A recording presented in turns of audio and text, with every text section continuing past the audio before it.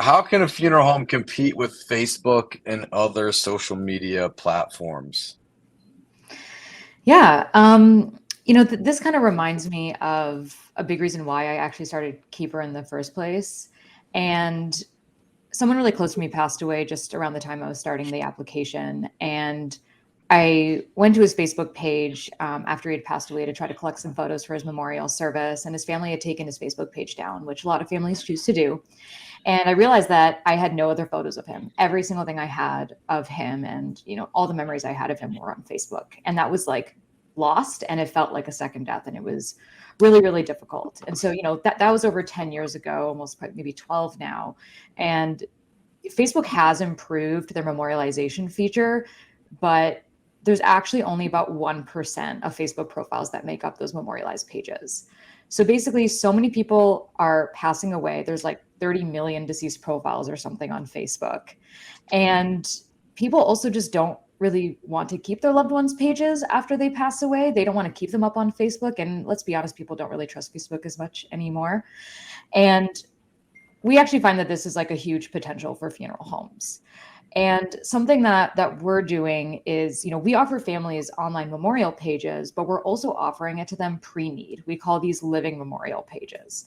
And it essentially becomes like a digital lockbox. So families are able to like sort through the hundreds, but if we're honest, like thousands of photos and images and videos and everything that they have on their social media accounts as well as on their phones. And then they can store them and essentially tell their own story. They could use our AI tool to take all that data and then write an autobiography or a eulogy with it. And then when the person passes away, the funeral director just changes or adds a date of death, and then it becomes a memorial page, just like it would be on your website. And so what we found is that this is actually like a really incredible pre-need sales tool.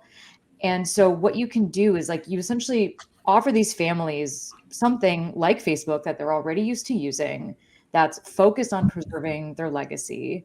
You're going to see really big adoption. And also because they trust you. You're the funeral home provider. You're the one that they are entrusting their family and their own care with.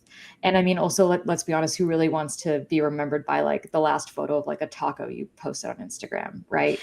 So the way that some of our clients are also doing this is they're going to like seniors homes, they're working with hospice, and they show it to family as a way to bring them into pre-need.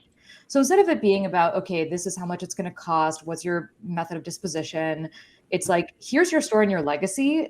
You can even offer it for free to families as a way to bring them in to pre-need, right? Saying, here is a lockbox that we're providing for you to be remembered in your own words. And it just can be like a really great lead driver. So really, like, if you have the right tool that has like the similar social media functions, it's built for families for legacy, then you're essentially able to compete with places like Facebook because their families trust you more than they do a company like Facebook to kind of preserve their legacy down generations.